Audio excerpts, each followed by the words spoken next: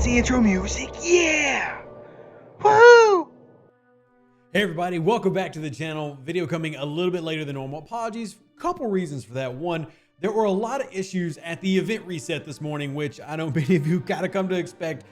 It's kind of commonplace, and they're working on it. Yeah, they're working on it, and I am so happy that they are. Yay, they're doing a great job. Great job. Anyway, we're going to talk about the answers to the quiz that is up right now, as well as go over the Treasury, because I had a lot of people asking me about the value of the Treasury and whether it was worth going after for many players in the game.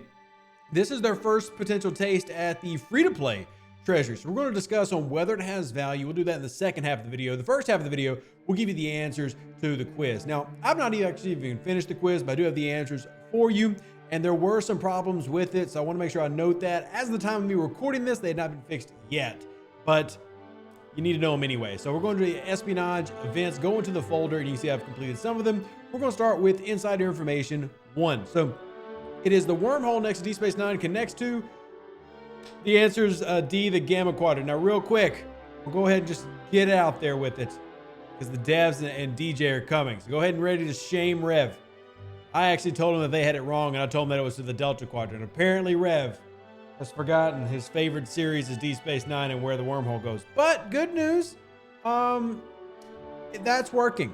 So Rev making really bad Star Trek mistakes aside, this is answer D. So you're going to go and destroy a hostile in Kajal. So this, of course, the wormhole goes to the Gamma Quadrant where the Dominion is, and the Delta Quadrant is, well, that's where Voyager got sent. That's where the Borg is. So I will wear my cone of shame, and I will admit Rev messed that one up. Now, there is a legitimate issue with number 2, and we did report that, where the spiritual leader of the Bajorans is called the Kai. So not the koi fish or the Pope, but the Kai. Now, it says mine 1 G2 crystal. I've been waiting for this to get fixed. It hasn't been as of recording this, but if mining crystal doesn't work, then you need to go mine 2-star ore. That's what I actually have to do. I had to go mine 2-star ore, and it worked doing that. For whatever reason, it launched incorrectly and not working properly. So I'm sure we'll talk about it a lot on the Twitch stream tomorrow and everything. But that is the answer to number 2, is you actually want to go and mine crystal, even though the answer is C for the Kai. Moving on to the next one. It's another pretty easy one where Cisco is called the emissary and is an important Bajoran religious figure because he can scroll. No, that's not the reason. But he can speak with the prophets. You need to go mine 1 tritanium. The answer is E. He can speak with the prophets, who are the alien beings living inside the wormhole, for those that don't remember. So, mine 1 tritanium will complete number 3. Moving on to number 4. And this one is going on for a while, so I've got plenty of time to get this answered. Cisco briefly stepped aside from his emissary title in place of, little one should be easy, Akorum La'an, destroy 1 hostile in Rund. Rund. I hope that's Rund. My R is rolling no matter what. Rund. Rund. Destroy 1 hostile in Rund for that one. Moving on to, gosh, I'm really silly. Moving on to number 5. Now, consequently, when you do number 1, it should automatically finish number 5, but just in case, what is Ducat's rank in the Cardassian military? He is Gull, as in Gul Dukat. Not Legate Dukat, not Captain Dukat, not Glenn, not Trooper.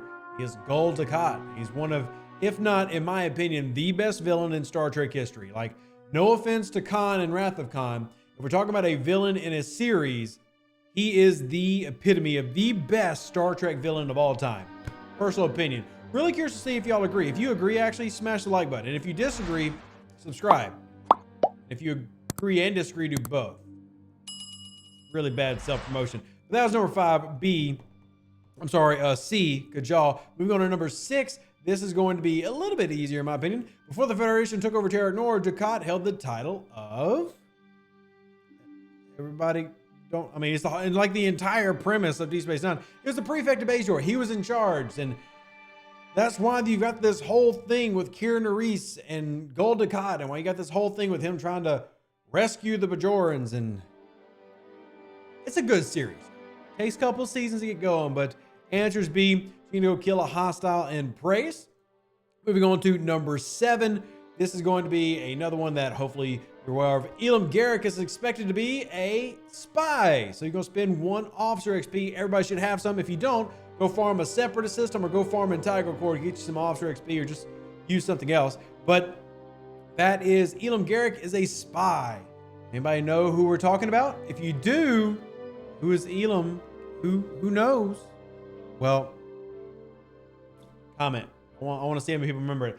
Moving on to the final one for this iteration. Inside information number 8, the Obsidian Order is Cardassia's intelligence network. So they are the Tal Shiar of the Cardassians. They are the Section 31 intelligence network. Got to go mine G2 crystal. Now, if you did this earlier for the previous mission, so mission number 2, then you would have completed mission number 8, and it's probably really confusing. So ore for number 2, crystal for number 8. Unless they fix it, then you'll just complete 2 missions at a time. So a little bit of quality control needs to go into this a little bit more next time, but those are your answers for it. And I do want to talk real quickly about the Treasury and whether it has value. Now, let's do a quick recap of what the Treasury is. The Treasury, after you go through your grinding process, for me, it's 700 points. Just basically complete your dailies every day and you will unlock it. Have a short period where you can choose, hey, do I want to purchase this or not? Now, the reason it's important this month, September 2022, is that for most players, if you started with, no rods at the very beginning, this is now the month where you can get one for free. And the question becomes, is it worth it? Now, a few things I want to remind you here. What you actually see in the Treasury is determined by several factors. It's determined by what server you're on. It's determined by your account, then determined by your spending habits. And real quick, it has nothing to do with the level of your treasury. You could have a level 1 treasury or a level 41 treasury. It's the exact same run. So it doesn't matter there. It simply is based on things, I would say, outside of your control besides your spending. So what happens is if you are a pure free-to-play, like you've never spent a dime in the game, you're going to have this one, which is a $5 version. So like if somebody wanted to buy this as a pure free-to-play, it'd be $5. Now, realistically, the value in it for the resources and stuff is absolutely abysmal. It's pretty trash. Like it's awful. No offense, Scopely, but it is. Like the $5 is literally not worth. Like if your idea is to bait people, they probably don't like using that word. If you wanted to incentivize people to start spending, the $5 treasury pack doesn't do that. But what I can tell you the $5 treasury pack does is provide a very good value if you finally unlocked your rod. Like if you've gotten to 4,000, you can go in and turn in that. This is actually pretty good because you're getting the officer shards. Now, you're only getting half of each, but if you think about it, $5 worth for what's 81 total shards is a tremendous value in this game. And for most of you players, this means that you now have Strike Team Una. You might have fallen a little bit short through the month where she was sourced, but this would take you over the edge. So obviously that's the new PvP meta for battleships, especially for the moment. And then you've got the Barclay officer. Now, while I've told y'all I'm not super high on Barclay as an officer, still, if we're talking about getting it for free, unlocking him, or even getting close to unlocking him, that's valuable. Now, if you are a player who is a spender, you're going to see a little bit higher treasury offer, which is mine. This is a $100 offer. And in terms of value, they're based to be about 150% value of whatever pack they're designed to copy. So if they're copying a elite ship pack, they're going to be more titanium based, and it's going to be 150% of what that pack usually is. So this is a solid pack, good resource numbers for me and my account and my level, but full unlock of Strike Team Una and a full unlock of Barclay. So value definitely there if it's something you're considering. Once again, don't feel like your arm is twisted to purchase, but if you are looking for a way to, say, progress in the game a little quicker, the Treasury Pack is a fantastic buy if you're willing to spend. Battle Pass, $20 a month. The Flash Pass, $10 when it comes around. Then the Elite Monthly Pack, especially if you are in the 20s, 30s, 40s. And then finally the Treasury. Those are all things that have incredible value versus just regular spending in the game, which there are several things that have almost no value. And we talk about this all the time in my Discord. It's like if you come into some of this, and for example, if I'm gonna just scroll to a random pack.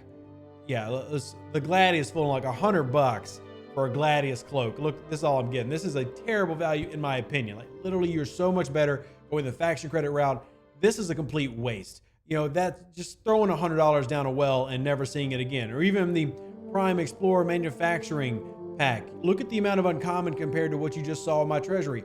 obviously more value in that, and not just the uncommon. And I realize that this is a prime and everything, but I'm just showing you what's in the pack.